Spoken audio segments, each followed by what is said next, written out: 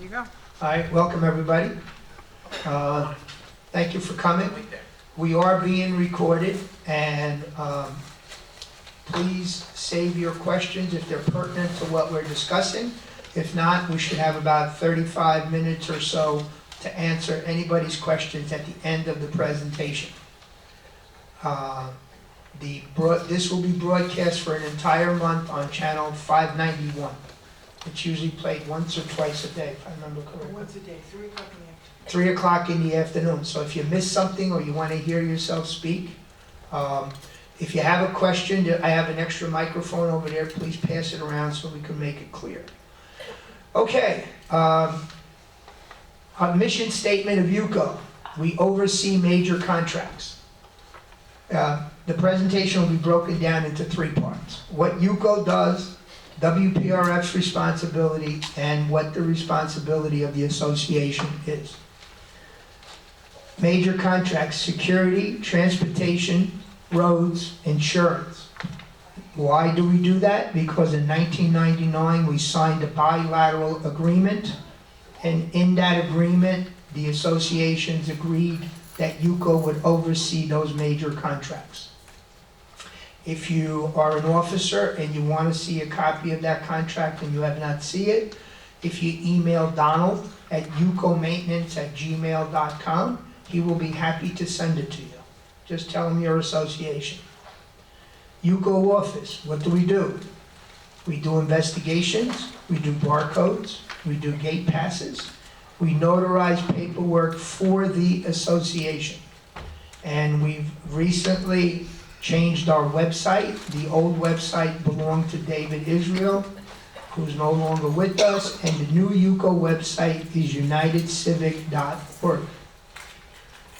Over the last several years, people were asking for documentation, agreements for investigation for sales, rentals, delegates forms. They're all available on that website.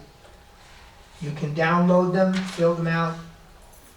The delegate assembly form must be filled out, put your corporate seal, and return it to us at the front office. The paperwork that we will give you to do the investigation and the sales are available at the front desk, or like I said, on the website. Why do you want to use UCO for investigations? Should you, first of all, we are under contract to do it for you because of the bilateral agreement. If we do an investigation and you have questions, you can ask for a legal opinion. That is done at no charge. The legal opinion comes back and you're not happy, you're welcome to take it to your attorney.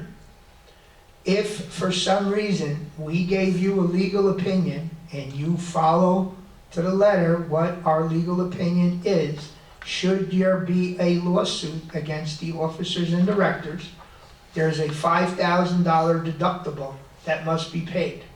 UCO picks up that $5,000 deductible, assuming that you followed the advice of the attorney. The village is divided into 4 quadrants. Each quadrant has a vice president. Today we have Stuart here, one of our vice president, and I'm sorry, we have Joanne, our treasurer, and everybody knows Donald. But the purpose for having the 4 quadrants is that we try to have one vice president oversee each one of the quadrants. We're there to assist the associations, not squabbling, not to be, as Donald puts it, we're not marriage counselors, okay? If you have a problem, you try to resolve it. The one thing that we are not going to do, we're not going to give you legal advice.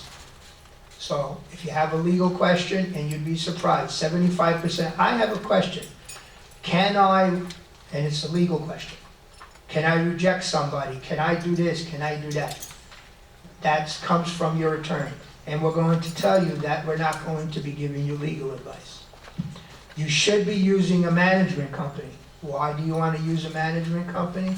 Because a management company should have a licensed CAM there who will be able to explain to you 718 to keep you on the straight and narrow, and he is licensed to do that. He should be giving you that. You should be working with them. They also will do paperwork for your annual meeting. They'll make sure that the proper paperwork is sent to all unit owners on time. They will work with you on your annual budgets. Now, if you have an annual budget that's being prepared by Seacrest, please review it carefully. They've switched their accounting system. There are many, many flaws in that system. So budgets, as you know, are here. WPRF finished their budget. For those of you that are officers in your building or delegates, at the October Delegate Assembly, you'll be voting on the UCO budget, which was just put together this week. Review those paperwork. Try to get 6 months' worth of expenses for your building and review what they're recommending and what your actual expenses are.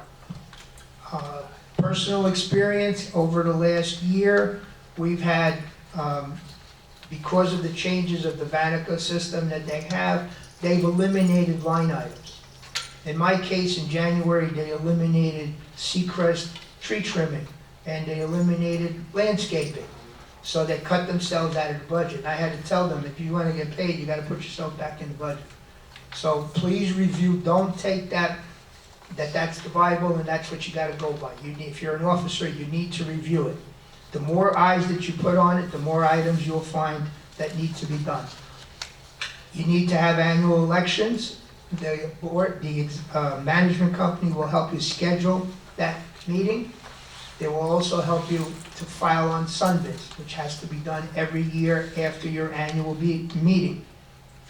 This year we found several associations, quite a few, like 70, that the Sunbiz had not been filed correctly. You must do that, and if you're not, we have some buildings that self-manage, they may not know that they have to do that. So it's very important that you work with your management company. Delegate forms, they need to be updated every year. We have some associations that haven't upgraded their paperwork in our office for 5 years. And when we go, we have Donald has a problem, investigation has a problem, we need to contact somebody. This person is dead, this person's in a nursing home, this person doesn't live here anymore. You have to give us that paper at least once a year so that we can maintain our records correctly. Also, we need those records of who your delegates are, so that on the first of the month, when people come in, we know who's going to be representing your building. That form needs to be filled out correctly. Most people say, well, the president is an automatic, and then they write down a whole bunch of names, and they say, well, they're alternate delegates. Unless you list them as an alternate delegate, they will not be an alternate delegate. And we want to prevent people from arguing at delegate assembly for that matter. If you have a violation, instead of going to your attorney first, contact your management company. Your management company will send that first letter out to you. If you have somebody that's in the rears, you have a unit owner whose tenant is being disruptive. First letter comes, management company to the owner, telling them we're not going to be, unless this tenant gets straightened out, we're not going to be renewing his lease. Everybody should have an attorney on retainer. We recommend it because you do today's dates, you need an attorney. There's many things that come about during the day-to-day business that an attorney, you need to have legal advice from your attorney. Also, you need to update your governing documents. And I know those of you that are officers, you know the three major declaration of condominium, bylaws, and articles of incorporation. You've read them, you know them inside and out, and they all say the same thing. Okay? And I say that because most of you have never read them, don't understand them. And if you don't have an attorney to review those, over the last 10, 12 years, people have made changes to their bylaws. We're a non-rental building. You can't have pets. If your articles of incorporation and your declaration don't say what your bylaws say, guess what? Your bylaws are worthless. So you need to have an attorney review them, and if they need to be updated, they will be happy to update them for you. Any questions so far? Oh, good. All right. Normally Eva is here, but today she is not going to be here. So I'm going to, hopefully everybody came in, and I just got this last night, that's why I'm handing it out now. And it tells you the breakdown of what WPRF does at the clubhouse. If you need an extra copy, post it on your bulletin board for those of you that are officers. It'll be in Donald's report also, but we have residents and we have officers that don't know what each entity does. Clubhouse does ID cards for residents, tenants, occupants, and gate access codes. Somebody wants to add somebody to their permanent guest list, they come to UCO and they say, well, I need the number. We don't do that. That's done by WPRF. Guest passes, personal aid passes, phone number updates, they usually do them at the clubhouse.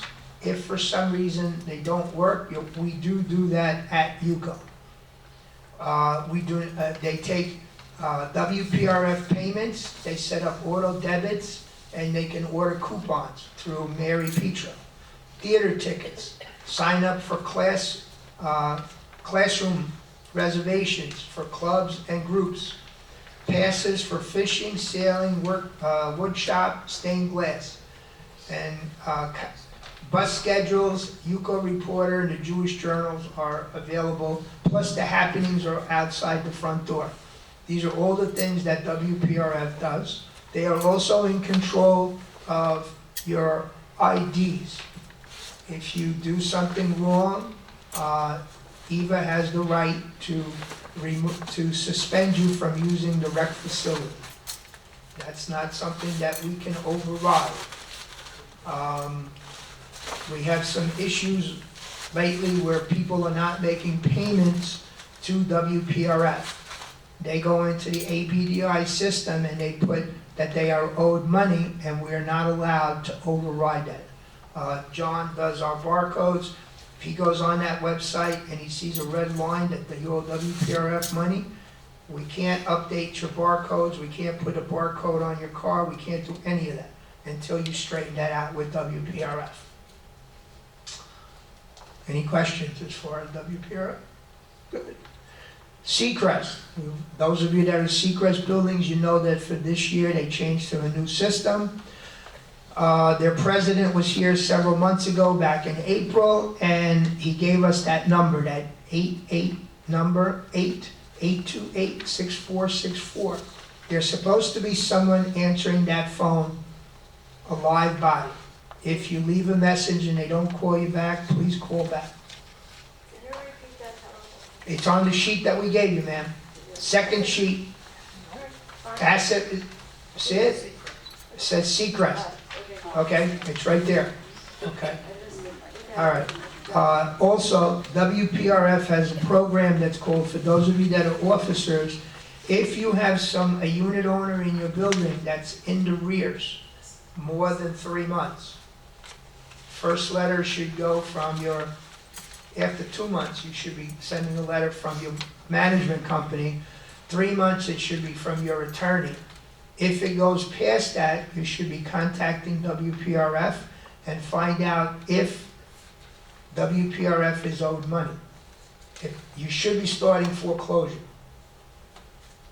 After 4 months, you shouldn't. We have people that come in the office, somebody hasn't paid in their apartment for 2 years, 3 years, 5 years. That's nonsense. The bad part is that once you do a foreclosure procedure,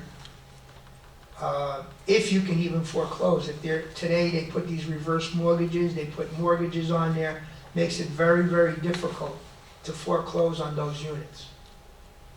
Okay. If there is no liens on it, and WPRF is owed money, and you are owed money, Monica will get together with you, they sign a contract, and they will help you with the foreclosure. The difference between going to your attorney's going to ask you for $1,200 to $1,500 up front to start it. And that $1,500 needs to be perpetuated every 12 months. If for some reason, like we have different officers coming into place, you have an election and they don't know that they're new board members and they don't know you were in a foreclosure, if you miss that 13th month, you gotta start all over again. If you sign up with the asset recovery program, WPRF, the attorney stays on top of it. I did one attorney foreclosure, it took 7 years, and it cost me $11,000. The last one I did with WPRF took 15 months and it cost me nothing. Plus, if you're in arrears more than a year, you may not be able to recuperate all your money. And the way it works with WPRF is they take out their fees, attorney fees, they take out what's owed to them, and then they will give you what is owed to you. They'll take out their fees for their attorney, and whatever comes back to the building, should there be anything left over, it goes to the estate in most cases. But the difference is the length of time. Once you lay out $10,000, $12,000, $13,000 to foreclose on an apartment and drag it out for 6, 7 years, it becomes a moot point. No reverse mortgages, no first mortgages, and it's gotta be a clean place. And there's less and less of those. I think they used to do about a dozen a year, now it's like only a few. Because usually the ones that go into that, somebody put a mortgage on it. Okay. All right. So that's what UCO does, that's what WPRF does, we touch Seacrest. Now, this list has gotten longer. When I started doing this 15, 16 months ago, the board had about 7 or 8 items. Every month something new gets added to it. So we're now the responsibility of the boards. You need to have a board of directors. So if you're on the board, make sure that you do what you need to do, stay in touch, stay updated with your rules, regulations, bylaws, go to as many classes as you can. If you are a unit owner and you're considering going on the board, it's a good place to start. You need to have annual meetings. We have many associations that say, well, it's the same board, so we don't have to have an annual meeting. And that's not true. You need to have annual meetings. Now, to make it worse, or to make it better, I look at it, make it better, state statute came out, 718 says you're now required to have 4 meetings a year as a board. So if you're a unit owner, make sure that your board is doing their job and schedule those 4 meetings. Very simple. 1 is your annual meeting. 1 is your budget meeting. So you took care of 2. The other 2, if you schedule them every 3 months, it makes it very simple. But you'll stay on top, you'll be able to know what's going on. You need to maintain your building. So if you're an officer, great, you walk around. If you're a unit owner, walk around your building. If you see something that doesn't look right, mention it to the board.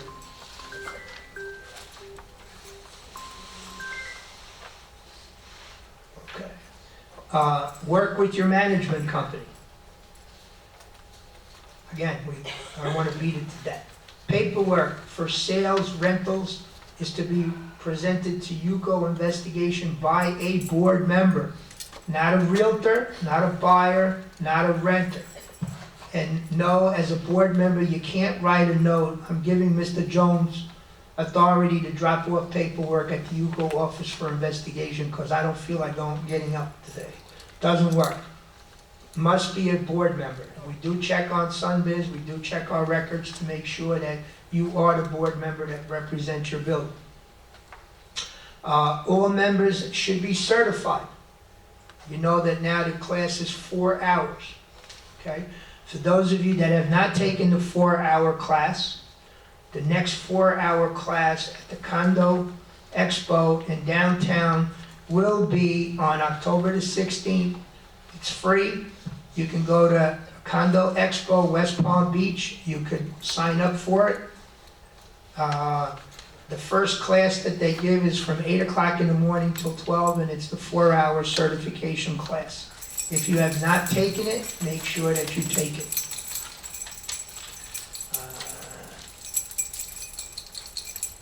The I'm sorry.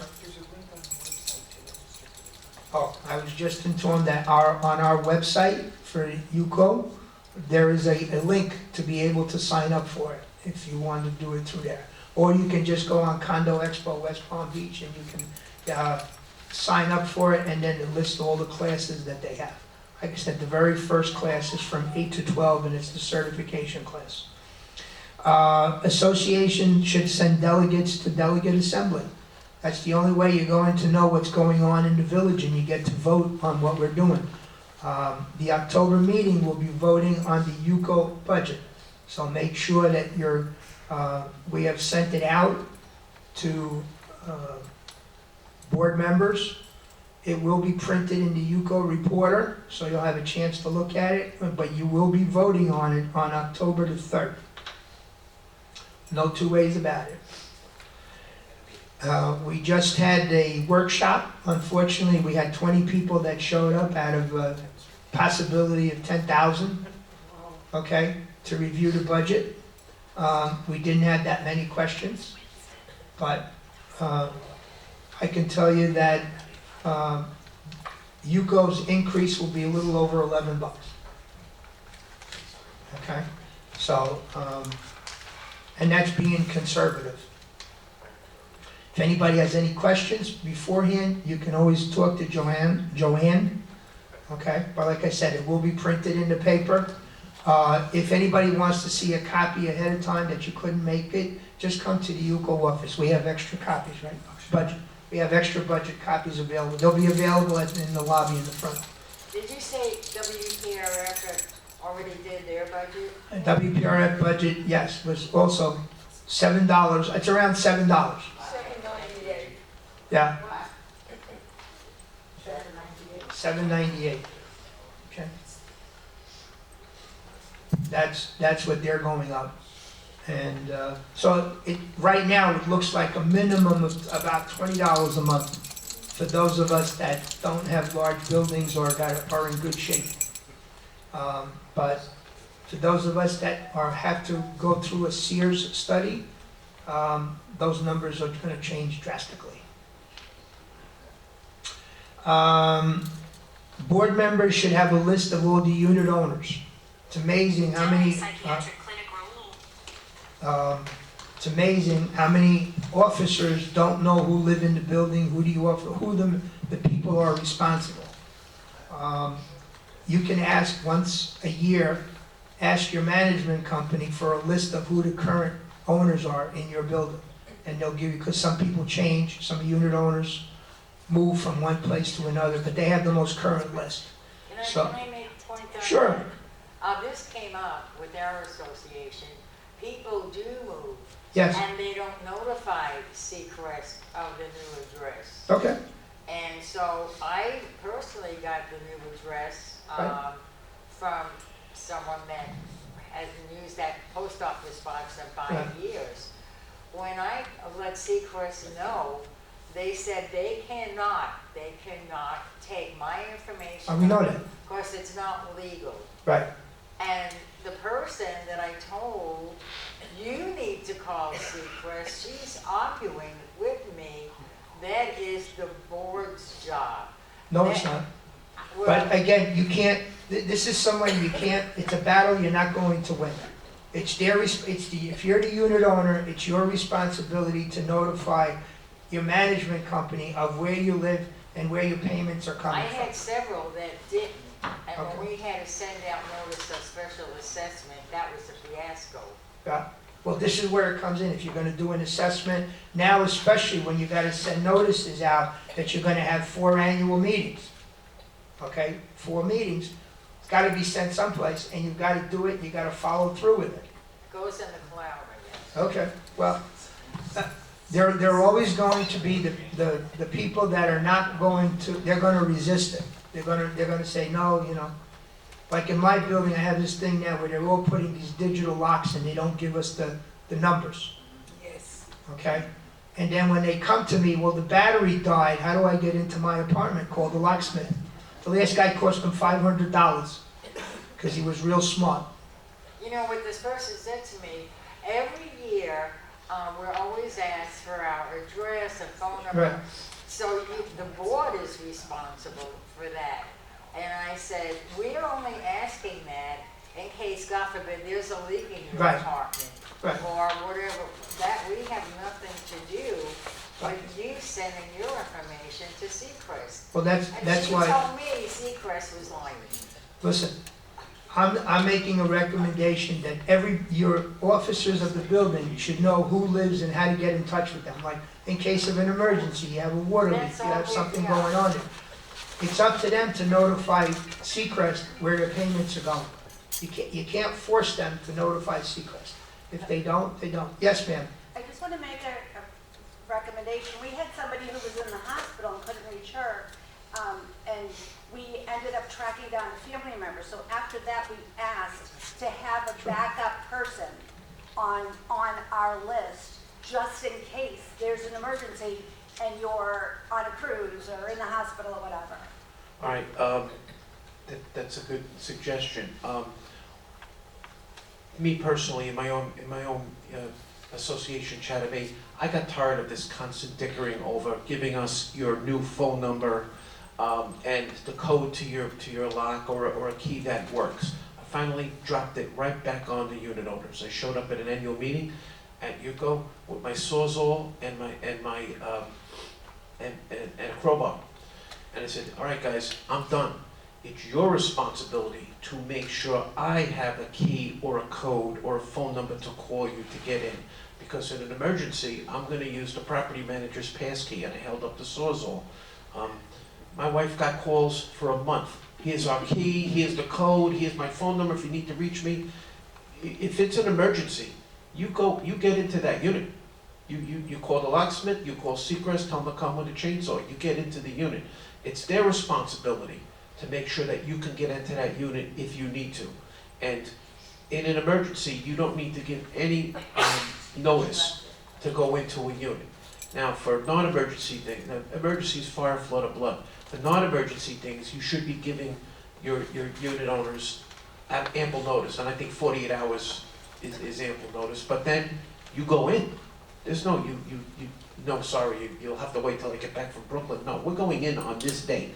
It's up to you how we get in. Anyway, that's my 2 cents.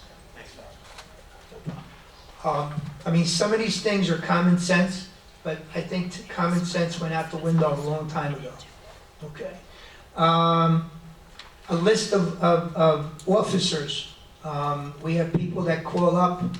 We have realtors, we have unit owners that do not know who the officers of the building are. There should be, by your mailbox, a list of a contact person for someone in your building in case of an emergency. I know we don't like to give out our phone numbers, but if somebody needs to be in touch with you, they should be available by the mailbox. And sometimes you do get those phone calls at 3 o'clock in the morning. You know, I hear water dripping, and there was her husband peeing in the bathroom. But it's okay. You know, it's okay.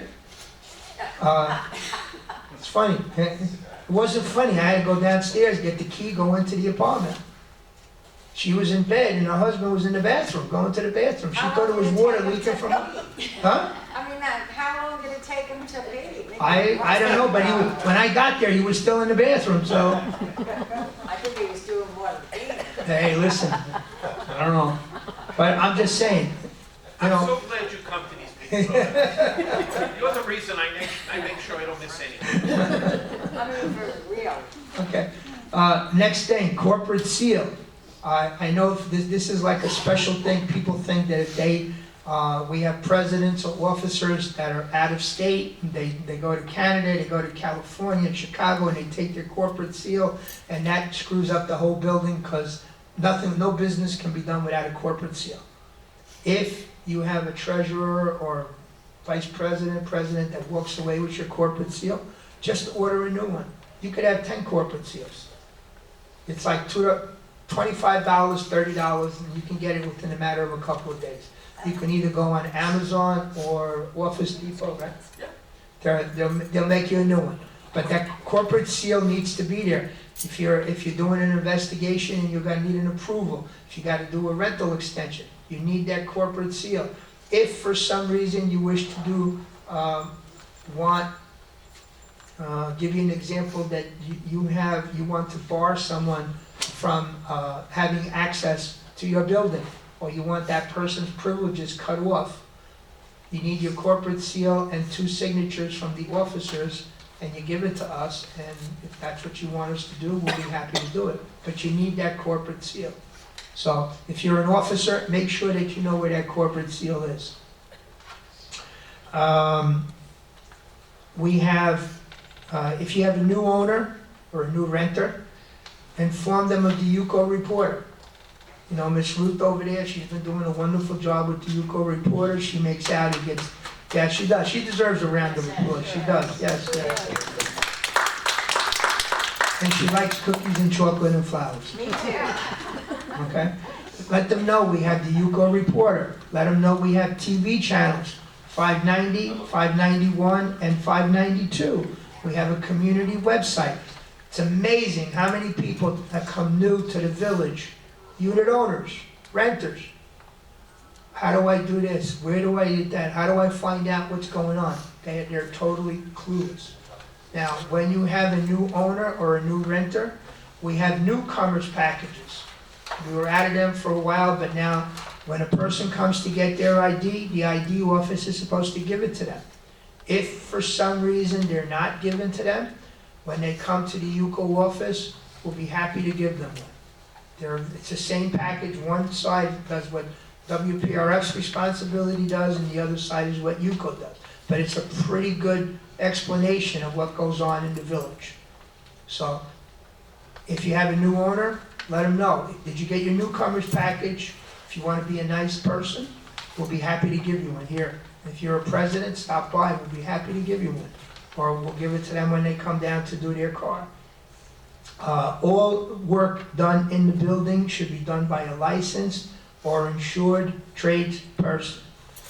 This is to cover the association, cover you. Most work requires board approval. What a lot of people don't understand, the interior walls of the unit do not belong to the individual owner. They belong to the association. They're part of a limited common element. So everybody wants this open floor plan. They want to cut out their kitchen wall, and they want to be able to see in their living room so they can cook, run the dishwasher, and watch TV at the same time. Okay? In order to take down that wall or to open that wall up, you need approval of the board. Now, in some cases, it requires a vote of the entire association. Every unit owner owns that wall. If there's 24 units, 24 people own that wall. So you need to ask for permission from the board. And then depending on your bylaws, some require 51%, some require 2/3, some require 75% approval, and there are a few associations that to do any major alterations require 100% vote of the associations. There's not many, but they're out there. Affirmative vote. So, and if you're not sure, if a unit owner comes, if a unit owner comes to you and says, I want to do all new windows and doors, and you're not sure until you learn, contact your property manager. If your property manager is not available, contact one of the vice presidents. If the vice presidents are not available, contact Donald. If Donald's not available, contact me. And we will put you in the right direction. Yes? Some walls are weight bearing. Yes? So those should stay in place. I mean, the people. Well, if it's a load-bearing wall, that's why you need permission from the board. There are some interior walls that are structural. All right, so yesterday, 2 board members called me. One of our unit owners is gutting the unit. It was early in the morning. I called the Seacrest manager. The 2 of us went over to the unit, and they had removed walls. They had installed in a suspended ceiling, did electrical work, plumbing work. No permits issued, and no previous approval from the board. So we did what we usually do. We documented it. Seacrest's job is to send out the violation letter, get it on the books. My job is to send a complaint to Palm Beach County Code Enforcement. I don't think in this case a load-bearing member was removed, but I'm not qualified to actually tell you that. That's an engineer's job, right? You have to be careful. And you know we've had issues where people have taken down walls and it caused the upstairs unit to try to become the downstairs unit. It happens. The funny part of this, and this goes back to access to the units, when the board contacted that unit owner, they said, "What were you doing in our unit? You're trespassing." No, we're not.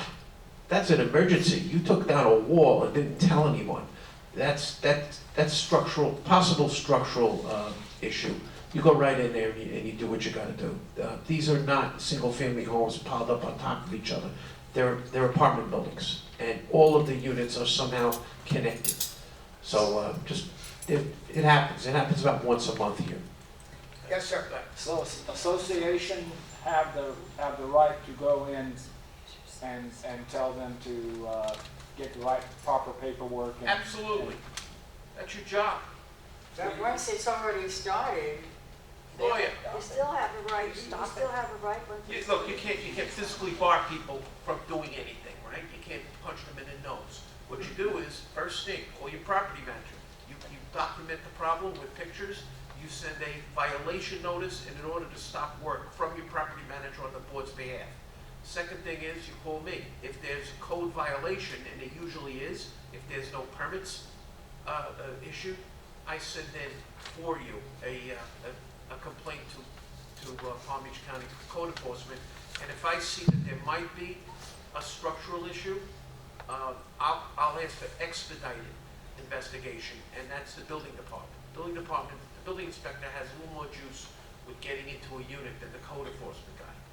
But yeah, but once they've already started, then what?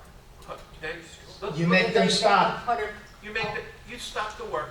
Stop And it, you're gonna and call then the what? lawyer, and the Put lawyer's it gonna back? advise you what to do next. What if- Possibly, your lawyer might say you're within your rights to make them restore the unit to its original condition at their expense. Or maybe he'll advise you that you should do it, and then go back after them for the expense. Yes. If you don't know they are doing anything and it gets, how do you know? Sometimes they don't tell you.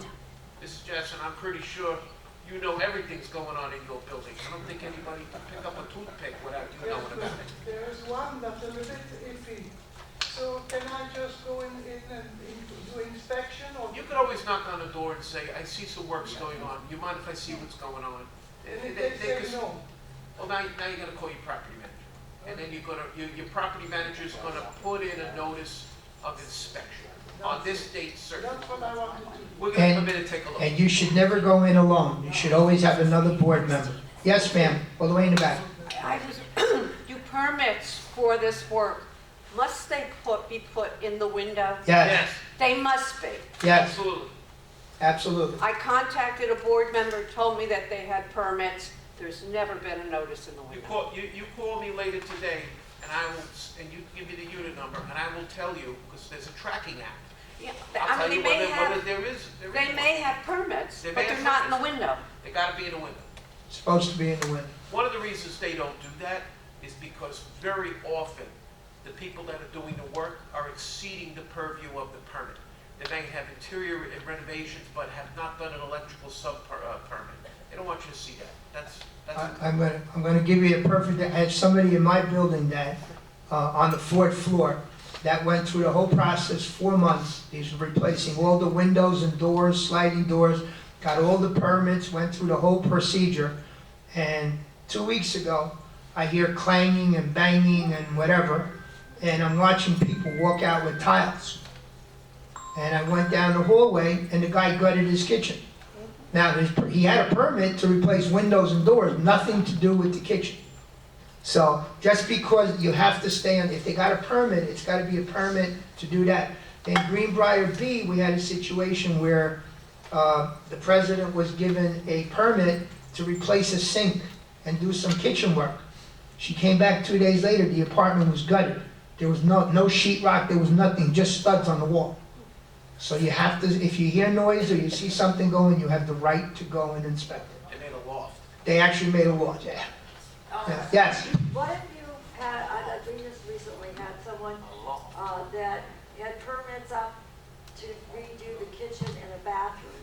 actually, it was, and the thing is, it lasted over a year. They just, you're doing the work, and I said, are these new permits? All these things that you're doing, because every time you turn around, you're telling me, you know, you're now doing this, or you're doing this. I said, she said, oh no, they got them, we just haven't put them up. And I said, Put I them don't up. think that's right. It's not right. Did the building approve the work that was being done? Yes, we did approve it, but Okay. we wanted to see the new permit. We kept saying, why is this taking so long? You know, a kitchen should be done in 3 or 4 months at the longest. I mean, over a year, they kept sending someone for this, someone for that, and everything was being torn out. Permits have an expiration date. Yes. Otherwise, they have to be renewed or That's what I reapplied for. said. That's a simple matter to check. If you So how do come to the you- office, I'll check for you. How can you verify and enforce that? Because Verification is easy. You go to Palm Beach County Code Enforcement, you click on the permit tracking app, and you can track the permit either by the person's name, their address, the PCN number, or any of those good things, right? Enforcement is a different matter. You always start with a violation letter or an inquiry letter from your board. from your property manager on behalf of the board. And then, lawyer, sorry, if you guys don't have legal lines built into your budget, start thinking about it, because you're gonna need a lawyer sometime in a year. Thank you. It won't happen again. People working in the building should be licensed and insured. Cover whatever the unit owner is. Yes, sir. Do you have the right when you see somebody that you don't know with a ladder going to an apartment? Do you have the right to question that person if you're on the board? Yes and no. You could ask anybody anything, and but they don't have to answer. Do you have the right to stop them, question them? No, you kind of don't. But if you see something going on, call your property manager. Let your property manager get over there, try to figure out what's going on. This way, even if you do make a misstep, it's not you that did it, your manager did it. Right. Use your manager as your go-between. Okay. License and insurance. If somebody's doing work, the board needs to see a copy of the insurance papers that the individual has. And the association and the unit owner must be listed as additional insured. That is to cover you and to cover the unit owner, should there be any damage done. Yes? I'd like to make a comment here. We had a hot water heater for the laundry room blow up. It didn't blow up. The board members was right there to see it. He didn't contact me, the president. He waited and contacted another person who wasn't there. And he waited until the whole day. And then the person came back, who's also on the board but not a director. He said, he called me about 7:30 at night, but just quickly wanted to say that what happened is, he went and I told him, I will call electrician, and because we have to have a plumber, electrician, you know. And he said, well, we need a hot water heater. And I said, well, you know what, let me talk. All right, Georgia, I'm just gonna hold you up for a minute. Like, as we said at the beginning, Georgia, as I said as Fausto said in the beginning, we're not marriage counselors. What you're describing is an internal misunderstanding amongst your board. No, let me just continue. No, I'm gonna finish, because this is going on and on. But, I turned, what I want to say is, we don't want, I turned them we in. can't, listen, we can't, your other board members are not here, Okay. and it is not fair Okay. to talk about your dispute in front of everyone. But I can tell you that you, the president, have no particular right to call contractors, or any director who sees something going on in an emergency should call a contractor immediately and get the thing straightened out. They shouldn't have to wait to talk to you first. But they didn't do anything. All right, so that's all, we're gonna stop this one now, all right? Right. But I turned them in. They did the work themselves. Okay. Just turn your phones off. Did you turn them into code enforcement? I sure did, because the guy put it in, Okay. but now we're gonna have. Well, in a situation like that, if you have an emergency that a hot water heater is leaking, Do what you gotta do. No, the the first- hot water heater was turned off, everything, they turned it off. okay. Well, that's what I meant to say. Turn off the water and do what you have to do. You Okay. can't do it. Common sense. Anyway, licensed and insurance, You must be listed, if you're not sure of how the form should look, the insurance form, a person that is insured gets that certificate for nothing. To list you as additional insured. There's a little, until you learn how to read the form, contact your property manager or Donald or one of the vice presidents. There's a little box that's been going around that is, Exempt. it says exempt from workman's comp. So, and that is, what happens is, if you have a guy that says, I'm a sole proprietorship, so I'm only gonna be the one that's working here, so I don't need that, and he checks that off, and then he hires a subcontractor. If a subcontractor gets hurt, guess who's gonna be hit? Your building insurance is gonna be hit. So let's make sure that box is not checked off. Okay, or that only the owner, the principal, is going to be there. So the forms are pretty simple. The gentleman that I told you about, the windows, when I got the paper from the insurance, it was good for 13 days. It took 3.5 months. So before I could approve it, I had to wait for them to give me a new certificate. So it's very important that you read the dates. When is it active to what date?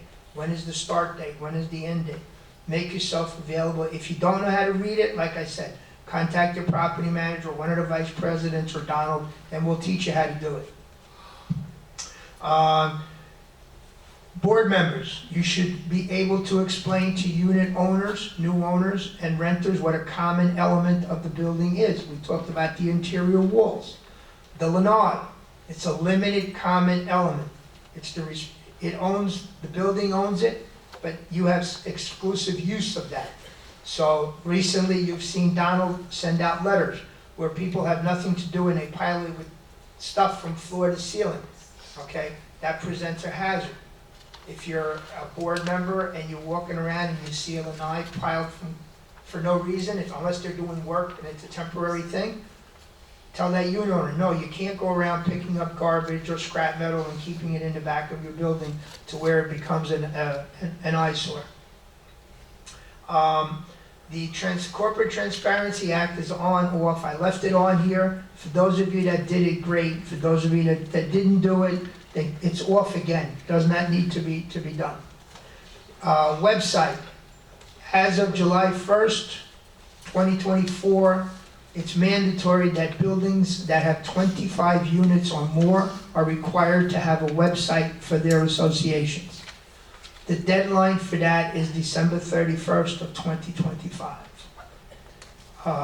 My personal recommendation, if you have 12 units or you have 24 units, sooner or later you're going to need this website. Before it was 150 units and it went from 150 to 25. It's a good place to put all your documents, all your paperwork. It would make your life a lot easier because it is the responsibility of the board to make these things available to your unit owners. Yes, Georgia? What is this October 1st deadline? Good. That's Glad you what I brought that got. up. That's WDPR. Okay, That's a totally different thing. okay, I've done that, okay. Okay. So, when I go down a little bit further, I'm going to explain that the 25 units or less. If you have not done it, look into it. All your documents will be on there. Now, House Bill, directors and officers, I'll go down the list. Directors and officers claimed this came to light that we had an association that there is a deadline for filing directors and officers claims with your insurance company. We had an association that decided they were going to do this on their own.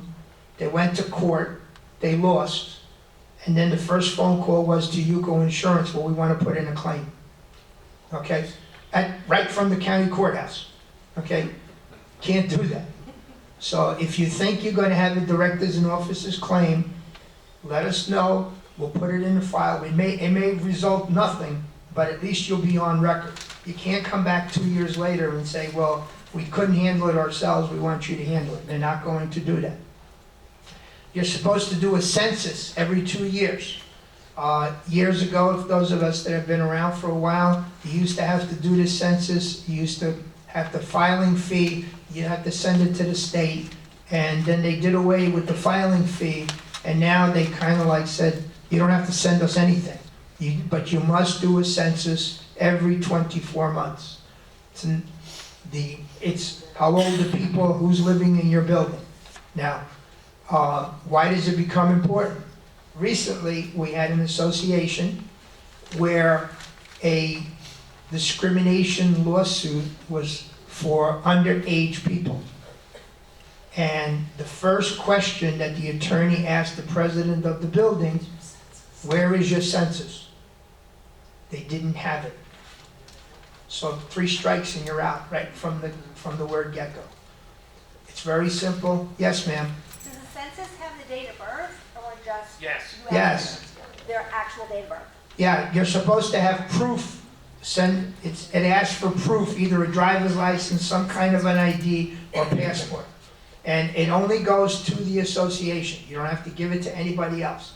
But should an attorney or someone ask you, how old are the people in your building for whatever reason, you should have it on file. Okay? I'm going through this myself, that for some reason people are filling in the form and they're not giving me their IDs. So, it doesn't take that long, huh? I use Seacrest to put a form together for me, make a mailer to all the associations, and I know there's some associations that are doing this on their own. Mine came from Becker sent it. Okay, I know the attorney does it, Seacrest does it. The nice thing about Seacrest, that they send you a list of who they sent the paperwork to. You have a roster, so when the paperwork gets returned to you, you can check it off. And if should anybody question it legally down the road, whether I'm there or not there, I have in my files that my management company sent out a census in 2025, and I'm good until, for at least 24 months. It's pretty plain, pretty simple. If you're lucky, 50% of your unit owners will comply, if you're lucky. And those of you that do not comply, then you have to go into the records and make copies of their IDs that you have in their investigation packages. Okay, House Bill 913, I know you all read it, you all understand it. I've read it, and the nice thing about it, that what was true 90 days ago is not true now. Most of it was changed. Some of it was good, some of it was bad. If you know that when they passed legislation the first time, it basically said that you as officers had to supply anybody that asked for it, your governing documents, your bylaws, you had to give it to them. Well, in the update, which just came out July 1st of 2025, it now puts the sellers are required to provide the purchaser with the disclosure documents, including articles of incorporation, bylaws, rules of the associations, and the question and answer sheets. So when you have a realtor that comes and sticks 13 pages in your face and says, yeah, I need this filled out, the seller has to do it. And you can quote, that's House Bill 913. Yes. You got to stay on top of these things, people. And this might change tomorrow. Because like I said, 90 days ago was totally different. It put all the emphasis on the board member to make these paperworks available. But as of July 1st, it changed. You know, we have, the book with all the bylaws and the Right. afterwards and before whatever, and every owner has one. Right, When they sell Right. or move, they're supposed to leave it in the apartment. However, most of them either threw it away, don't know where it is, and it's not left. right. So so now, are the Well- owners supposed to get it from that Well, seller? well, listen to what you just said. The question is, the burden was that the board had to give it to whoever asked for it. The problem is still that if a unit owner says, I don't have my bylaws, the board is responsible to give it to them. They have to pay You can't charge them for it, you gotta give it to them. to the Yes. new owner. But Basco. Yes, go ahead. Go ahead, John. I took the 1 hour follow-up course, and yes, you can charge if you have. Oh, you can charge us? Yes, you can. All right, now, like I said, the changes happen every day, okay? But still, as a board member, you're responsible to give it to the unit owner. What Even it the does, unit owner. to the unit owner. But up until July 1st, anybody that asked for it, if a realtor came, you were responsible to give them that information. Now, House Bill 913 says it's the responsibility of the seller to give it to whoever wants it. And if the seller don't have it. Then the board has to give it to the seller. But you're not dealing with a realtor, you're not dealing with other people. You understand the difference? In other words, a realtor can't come to you and say, Rhoda, I want all your documents. You tell them you gotta get them from the seller. Yes, ma'am, you had your hand up. Yeah, I need a clarification, I'm not following. So if the seller says they do not have a copy, Right. then the association can charge them the copy fee? to get That's what it? I was just told, under yeah, And so then that way the seller can give it to whoever needs it, yes. whoever needs it without charging. Right, exactly. Now, if you have a website, you can send whoever requires them to the website and they have access to that, so you don't have to go crazy and looking for it. So that's why I recommend putting a website. Yes, John? The bylaws, I was just recently told that with the new 913, that at closing, the bylaws, the rules, regulations, and everything has to be handed over at that point from the seller to the. Or before. Yeah. To be before. Yeah. But in most cases, the realtors are requesting that information so that when they go to closing, they have all of that. Yes, sir? Yeah, I was just gonna confirm what you said. I have a website, everything is on there, so if they come to me and say they need this, I say, go on the website. Well, I don't have a password. I said, well, you have this website, go on there and I'll pay it. Right. But I'm Right. not gonna go and print out all that. And if your website is set up correctly, your unit owners have access to a lot of more information than anybody on the outside. You can control what unit owners are requesting. Okay? So, if you haven't read House Bill 913, read it. Go try to get, and look, I look at this stuff once a month, because the changes come about almost on a regular basis. It's like the DBPR, that they want you to register. Okay, we didn't find out about that until like 3 weeks ago. Question, Yes, have you updated your UCO bylaws? in 2020 was the last update that we had. So those are the most current bylaws that we had, and that took 5 years. So the people that did it did a really good job. Could they be tweaked? Maybe. Could they be made better? I don't know. But they're working for us right now, and I really don't see any major changes that need to be done immediately. But eventually, they're gonna have to be updated. Questions? Remember, UCO is not a condominium. So we're not subject to the same 718 Right. rules that all of us do as board members. We are subject to general business statute, which is 617. It's a little different. For those of you that were at Delegate Assembly, and we have this up on our website, on October 3rd, there'll be a presentation for property fraud. There'll be somebody in the lobby where if you are a unit owner, you can request this fraud to be put on so nobody can somehow take over your property, make you aware of it. They will be signing up people, it will be available in the lobby. There is a flyer that was mailed out. I believe, Donald, you put one in your report too. I did. So- It'll be in again this week. So if you have not done it and you're a board member, put it up on your bulletin board so anybody that's here can come in on October 3rd and, Can I ask about that? sure. So husband and wife, they're both on the Do they need both driver's licenses?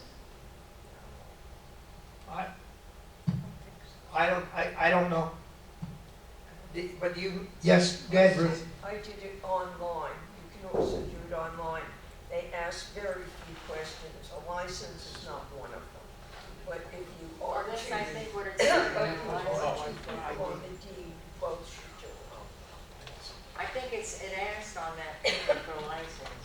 Well, I honestly don't know, but there is a phone number on the flyer. If you don't have it, you're welcome to it. Call them up and find out. All right, guys, back to common element versus unit and limited common element. The most recent hornet's nest that got kicked by me is the shared condensation drain pipe, which pulls the water out of the units, you know, through the unit owner's central air conditioning, and it goes to a common pipe. The rule is any pipe or wire that serves more than one unit is association's responsibility. That's clear. So most of us are in two-story buildings. I'm a 24-unit building. 18 of them have central air. That means I have 18 vertical pipes in the wall that serve 2 units each, right? And they take the water out of the unit and they bring it down to the ground and they go outside into the grass. That's 100% association responsibility to maintain, and we recommend that at least once a year, you either get a plumber or an air conditioning mechanic to get over to each one of those things and clean them out, because they get clogged. They get clogged with, I call it gunk, but it's really algae, because it's moist, and this is Florida. What happens if you don't do this? You don't do this piece of maintenance, don't budget for it, or you say, well, leave it to the unit owners to take care of. First place, don't trust the unit owners. Unit owners don't always do what they're supposed to do. They put tablets in, they think that's enough. If these pipes get clogged, that water, especially this time of year, will back up, it'll go into the unit, and it'll make a flood. And it happened to my building twice before we finally put it back into the schedule. Once a year, actually twice a year, my wife calls a plumber and has these things cleaned out, because this is insurance claim, and it's going to affect everyone. So there's been a lot of questions about that. That's why I put it in my article last month's newspaper for that reason. This time of year, we get quite a few questions on that. So anyway, that's all I got on that. Yeah, yes, Just, Jeff. the clean out of the air conditioning unit. Yeah, get clean out, sure. We require that the unit owners maintain that yearly. Yeah, who's checking to see if it's done? Nobody. And they lie. No, I agree. Sorry, but Yeah, no, but we do, we have. and look, even if Yeah, every plumber. one of your unit owners is a good citizen and doing what they're supposed to get those things cleaned out, when one does it and there's a flood, now it is the association's problem. And it is your responsibility. The pipe serves 2 units. In your building, it's 2. We do get a plumber and we annually, and we get them to clean all the lines. Yeah, and we put it in the budget, and it's a shop vac and a rag. It's like, it's, you know, you and I can do it. It's not a big deal, but it's something needs to be done. I have a question. The AC unit from the upstairs building leaks down into the downstairs building. Yeah. And so we have a problem there now. So they mean that association is responsible for. Well, if there's a leak from the upstairs air conditioner going downstairs into the lower unit, the most common explanation is that there's a pipe clogged and there's been a backup. So yes, it is your responsibility as a board to make sure the leak is taken care of, right? Because the leak is going to cause other problems like mold, and then make sure that those pipes are cleaned out. So yeah, you just don't sit there and go, well, this isn't our No, responsibility. we are on it, but I just want to find out who was really responsible. If you don't have this already, you're about to do your budget, get a quote from a plumber to clean out all your pipes once a year, and put it in the budget, and then you'll have it. Because the alternative, and it sounds like you already have one, The leak. The leak is always gonna be an association problem, Okay. right? On those leaks, 1 minute, John, there's supposed to be a float switch on the air conditioning unit that if the water does not drain, it is supposed to shut the air conditioner off to prevent it from continuously running and creating a leak. So if you have a leak upstairs and the water keeps running because the line is blocked, make sure that whoever's got air conditioner upstairs has that float switch in it. And that is an association, that is the unit owner's responsibility, that's his gear. Right. But it's float switch. Yeah, it's a float switch in the drain pipe. Okay, what you have is a lot of these companies, and I've gone through this several times, they come in and instead of sucking the line out, the line that goes from your drain into the wall, instead of sucking that line out, what they do is they blow into it. And that line inside the wall, it's a 1-inch PVC pipe with a 3/4 inch diameter. So you have something smaller than a dime. And once they push all that stuff in there, that gunk that hasn't drained and the rust and whatever else is in there, it creates a blockage inside the wall. But that float switch is very important to be in there. Yes, John? On my unit and the unit upstairs, on the outside of the building, there's actually a pipe that comes down from their unit. And Right. Well, somebody rerouted it because they couldn't clean the line up. In some cases, and your building's one of them, John, some of the unit owners just installed their own drain Drain line. line. So they don't have to deal with this And the nonsense. flow switch, yeah, I have that on my unit. Right. But I would still make that, if you're gonna do them all, I would do that one too, because the 1 year that he doesn't clean his drain line, Yeah, that's my- the year you're gonna get a backup, and then you're gonna have a. Are we as an association responsible since they have their own pipe? If it's in the wall, you own it. I would, John. I would say, no, Yeah. it's not your responsibility, but I'd do it anyway, since you're doing them all anyway. One more, just do it, get it off your mind. Because the consequences are an association problem, which is illegal. Yes, you had a question? Oh, no, I was just approving Ms. Donald, so. Well, I'm very glad you approved this. Okay, we have an answer, yeah, we have answer questions now. Yes? In the laundry room, there's one unit that has their wiring all the way down, for their TV into the laundry room. They're putting it in their unit. They've taken it through the wall and it's in the laundry room. Is that legal? Get your property manager to go there, take a look at it, let him let you know. Talk to know from what you're describing. Yes, ma'am. There's a microphone right over here if you want to, so everybody could hear you. Yes. This is Mrs. Clark, everyone. Flip the switch on, there you go. Okay. I have a unit owner who has a lot of junk in his apartment, but he don't let nobody can go in there because he don't allow anybody to come in. So what can we do about that? All right, so hoarding is a problem in Century Village. The older people get, the more hoarders you have. It's just a thing. And in your particular case, I believe there's a bankruptcy going on with that Yes. unit, and it's a troublesome unit owner. Hoarding, if it gets really bad, and there's actually 2 units. I'm looking at you, and there's 2 that are pretty bad. It could be a liability to the association because the person that's living in there can't get through the unit safely. So that's something that you should, again, he's not gonna let you in because, well, that guy's crazy, right? But you should be getting it on the books that you're making every effort to get in and mediate and fix the problem. And that starts with a letter from your manager saying, we want to do an inspection of your unit, and we want to do it on this date. He's not going to respond to you, but then you make a decision whether you want to bring it to the lawyer or not. And I know you have a lawyer already working on that particular unit, so I would get it on the books that you know there's a hoarding situation there, and you want to document it. But in your particular case, Mrs. Clark, I don't think you're going to get anywhere with that.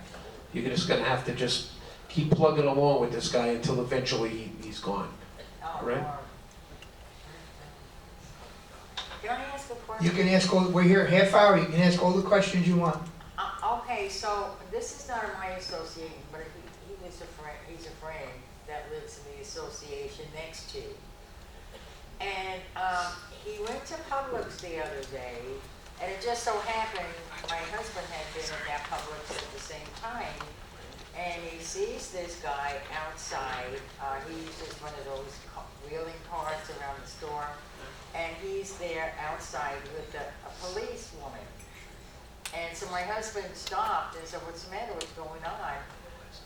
So they repoed his car at the Publix parking lot. And the policewoman said that there are 3 companies that don't come to your house, but they go around parking lots at different stores, and that Century Village would not let a repo truck That's come not true. Our post orders allow licensed repossession agents to come in without any issue. That we always let the repo man through the gates. Really, with their flatbed or whatever. Yeah. Whatever, I don't care what if they have a court order to pull a car. I never heard of such a thing, driving around parking lots, and It's not our that's, job to protect unit owners or residents who don't pay their bills from the repo man. If the repo man's coming from you, we let them in, but Yeah, they yeah. gotta have paperwork. but she said because Century Village wouldn't allow them in. That's incorrect. They may not have had documentation, they may have just pulled Right. up and, if they have a court order, you need a court order saying this car needs to be repo, In you go. and in you go. Nobody likes getting bum cars out of here better than me, you know that. Yeah, no, this is. I drive around looking for them. Yeah, no, it's a fairly new car, it's not bad, I mean, it's up on registration, but Well- they just Pay your didn't pay bills. it. Like, Okay, questions? We're here, this is your time, yes ma'am? Okay, back to if you have an individual that owns a drainage unit, and I'm understanding that these have to be drained by a licensed plumber if they're association Or an AC company can do The it too. union, right, but if you're a unit owner, you've contacted Seacrest, you've gone through the board, so you decide to take your shop back out and do it. Okay, no, okay. You mean you wanna clean the pipe out yourself? Okay, so if there's a backup, can you sue yourself for damage to the building? No, that's what I'm asking. So, I mean, can you do it? Yes. Should you do it? No. You're better off to have a licensed person doing it, because if there's an issue, okay, you have something to fall back on. We always have John Jew, he's Yes. there, he does ours, He's back. back from where? Falling off another ladder. He was sick. He's been out of commission for like 5 He was months. just at my house maybe 2 weeks ago. Yeah, he came back just recently. Yeah. Oh, Lord, yeah, he's all bandaged up. Yeah. Yeah, usually have. Yes, John. On vehicles, I'm in sorry? my association, we don't let them back into the spots And because I John, can check the J-O-H-N, registration. And I and carry his signs on last my name vehicle that J-O-O. you'll get a sign on your vehicle. He that's lives in unregistered. Century Village. Now, what about vehicles that have been sitting there for 30 days and the guy's now using a Yes. scooter instead of that vehicle? How do I know? I don't know Look, if these- even if you these- look him up, you'll find him. Hey, Rhoda, Go ahead. give me a minute. These parking spots in Century Village do not belong to individual units. They're common element. They are governed and maintained by the board. The board decides who parks where. The board can change people's parking spots. In this case, if the car is not been moved for a long time, I would check with your attorney. But what's going to happen with a car that sits for 6 months because the guy's not driving anymore, but he doesn't have it in his heart to give up his car? Eventually, it's going to leak, John. And you're going to have to, and there's no fixing that leak. It's a $5,000 job to have the paving guy come So in. should we have a property manager send a letter to the tenant directly or to the owner? It's a tenant. It's a tenant. It should, your communication should always be through your property manager to the unit owner.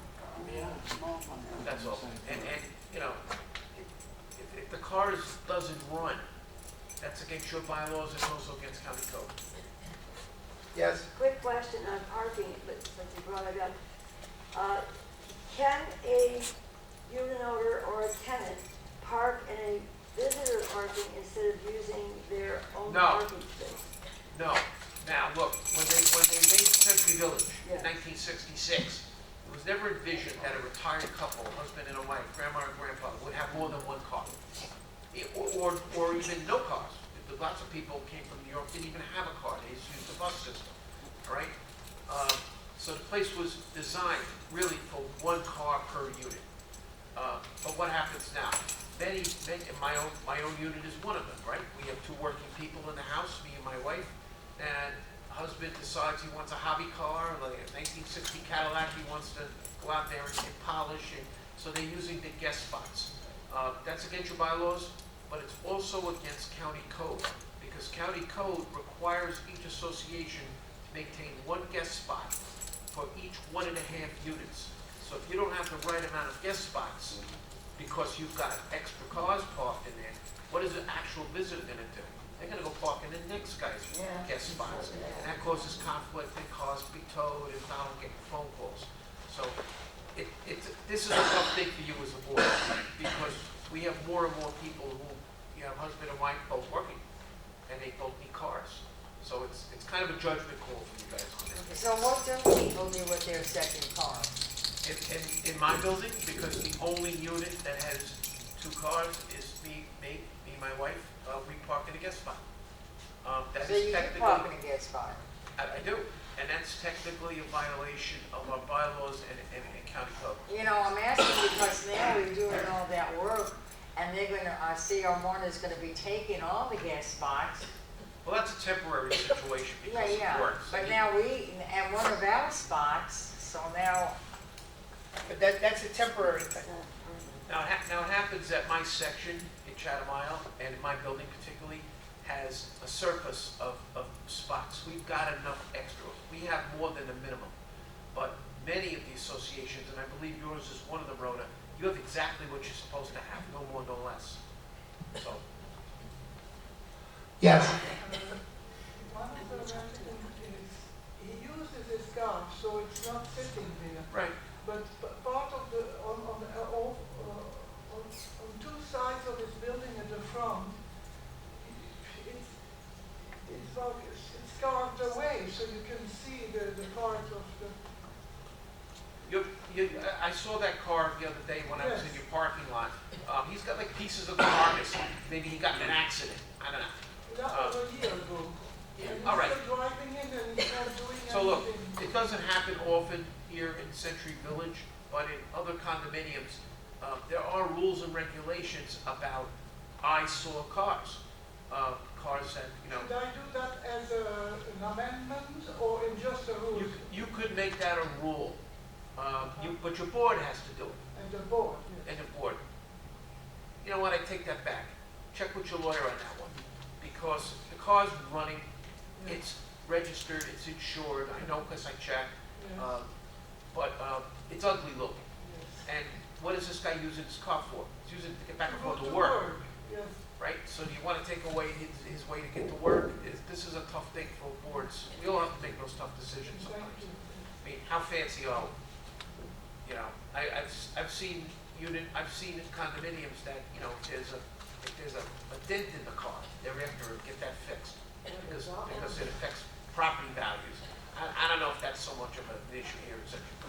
Take the microphone. This is not really, I just. And I know which one you're talking about. No, it's not. Chitty, chitty, bang, bang. That's what I'm talking about. We're having a problem because when they put placing our elevator, our lift, it was without a cover. I don't know how they really did that because it's outside, it's on the All right, outside. so we're talking about not an elevator, but a wheelchair lift. Yeah, the lift. Right. So it's don't have on a cover and it doesn't serve the purpose when it rains. So we are trying to get a covering for the lift. However, there is so much roadblocks because we now need a survey, I think they said. You need a survey, absolutely. Yes, but we can't get a survey, we don't see a survey, so I'm wondering, how did they put in an elevator without a survey before? I don't know what happened, but it is just. And none of us do, because it all happened before we got here. There were different ways where these buildings got these lifts. In some cases, a single unit owner on the second floor wanted a lift. So they made an agreement with the association, the board members, all long gone, and they were the sole users of it, and they were required to maintain it and insure it. In some cases, only the second floor wanted it, and they made an agreement with their boards, that they will maintain it and it's for them. And in some cases, the building themselves, that was your case, was to, they just made it a common element. But it's gonna be difficult for you to know what the original circumstances were, but rest assured by now, it belongs to the association, it's 100%, regardless of the original circumstances. Now yours is at least 20 years old, so I'm thinking that you might even have a problem getting a company to work on it. No, we got a new one, but the person who got this new one got a one without covering. The one there before had a covering. Right. But they get this new one have no covering. So, You got a whole new lift? yes, a whole new lift, How many years last ago? year, not last, a year before. All right, because I remember when it caught fire. Yes, so we got a new lift, but the person who was the president at that time requested one without any covering. So it don't really serve. When you What- say covering, you mean the roof at the, on the No top roof, of it? it's Are just you open. serious? Is it- All right, Yes, so it's just open. why can't who takes care of your lift? What company? Florida Lift? Florida Lift? Florida. The Florida Lift, they're gonna, if they need to do a survey, they'll just do it. Tell them to do whatever it takes. Oh, okay. They're asking you if you have it to save No, you a little, try to we save did you a little not. money. Florida Lift said they would have to take off the whole top of the elevator and put on a whole on a piece over it. They Right. have to, because they don't make roofs. Sure. So they had recommended that we do an awning. But when the person said they need a survey before they can get a permit, which we don't have a survey, so that's why I was asking. I would leave it to Florida Lifts. They're probably asking you if you have any of this stuff to try to save you some money and then some time. But if you don't have it, you don't have it. You just tell Florida Lift that if there needs to be a survey done, do it. Just do what needs to be done. Okay, They're pretty good that way. thank you. Can I make a comment about Sure. the lift here? There was a man that lived in the association opposite us anyway, and he was a veteran. And the veteran affairs or whatever If they put it in for them.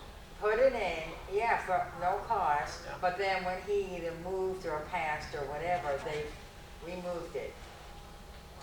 You removed it. They Got rid of removed it.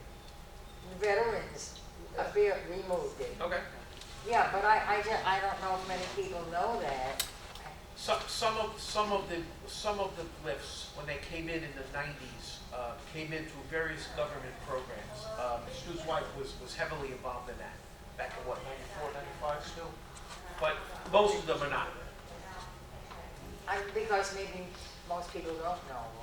Right. I just thought it was very informative, very interesting information. Anybody have any questions for our treasurer about your budget? Since you didn't attend a meeting. I know, I forgot. Because I like to go to. I first need a copy of it. I have a question. Stop by the UCO office this afternoon, we'll have them available at the front desk. Thank you. Thank you so much, so Thank you. it's a lot of work. What's the increase? I don't have an exact.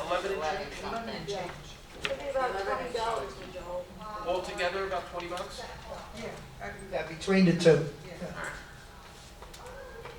I can live with that. Beautiful village for under $20 in increases. Questions? Maintain what we've got. Guys, this is your chance to ask us questions while you guys here. I have a question, because Seacrest said that the people we work with, the condominium says different. John, I think it'd be directed to you, but when they cut the bushes, they don't take out the branches that they cut, and then they're left inside the bushes, Yeah. and then you got the dead leaves, and then you got, when you walk by them, I notice all these webs, or the spiders, and anyway, when I walk by, I'm pulling all this stuff out all the time. Why? If you paid for the Well, work and because it's they not done, don't do and if it. it's not done to your satisfaction, call But your it's, property no, I'm manager. talking about along the roads and so forth, and even along where Stewart lives, Yeah. those areas. But I mean, wherever I walk, it's just like that, you know. I mean, I clean it out all the time, and people say, I've had somebody say, you I can't don't do want, that. I don't want you doing it only because there's spider webs in there and I don't want you to get bit by a spider. Oh, I mean, I got literally miles of hedges that that company takes care of. There's We gonna got, be a we got spider some web. poisonous snakes, we got some poisonous, Oh, you know, I grew up on a farm and I was always at, in the muck all the time, so Yeah. I don't get scared of anything. No, you don't. questions. People ask. All right, thank you. I just wondered if there was any way that we can get that. Because those bushes cost a lot of money if you're gonna replace them. I've torn out all dead stuff, all the stuff, all around the big circle there. Knock down the bushes, you just found out. Send her the bill. No, I just said you. Yeah, you know, as a I matter of just fact, said you guys a bill. No. there was a piece of damaged hedge by the, By Stewart's building, you said by Stewart, so, I thought it was the garbage truck, Fausta did too, but then No. the garbage truck, we checked the video, and it wasn't them. so it must have been you, so we'll send you the bill. You know, because I've noticed stuff like that, you know, even along the Wellington Circle, and all you have to do is take the bushes and pull them back out, and they go back in place. Hey, this is Jackson. In the past, everything was okay, but these days, already for maybe about a year or less, first they were not spraying anything for the weeds, they weren't taking them out. Now, then they started spraying, but they don't pick up the dead weeds. So it starts to look like muck on the stones, and it's terrible. I mean, the work is terrible. This is by your building. Yes. So you gotta talk to the, whoever manages your building. If it's Seacrest, you gotta talk to Seacrest. And Seacrest Wood. They're doing a great job. I really worked with them very hard on that. Who at Seacrest? Who at Seacrest? Start with your property manager. Start with Matthew. I'll talk to Matthew. Yes, John? Just want to make a comment about the vehicles. Who opened up the can of worms allowing more than one vehicle per unit? Where the bylaws, at least ours, from the original, says one vehicle per unit, and I enforce that. Because we're limited on guest spots, and, you know, we don't allow the motorcycles either. So, I mean, how does, I mean, you know, I do the barcode, and we've got people come in that have 3 vehicles. Now, I Well, have- they're only supposed to, no more, that's why we went. Okay. But Unfortunately, each one of the 309 associations makes their own rules and enforces their own rules as they like. UCO doesn't have any authority in that regard. We put a limit on the barcodes when the gentleman was looking for his 5th barcode. Two, right? Two. Yeah. Yeah. 2 vehicles per, you could have 5 cars, but you're only gonna get 2 barcodes. That's very interesting. So, and we did that for one gentleman that said, well, I don't know what car I have. And he already had 4 barcodes. I mean, just our All right, everyone. association, you know, Thank we you. get Okay. spots you have, so what kind of limit? Yep, you're limited. Yep. Does anybody have any questions for Stuart or Joanne or any one of us? All right, well, thank you, everybody, for coming. Thank you. See you October 3rd. Be ready to vote. Thank you. Thanks, guys. Good to see you all.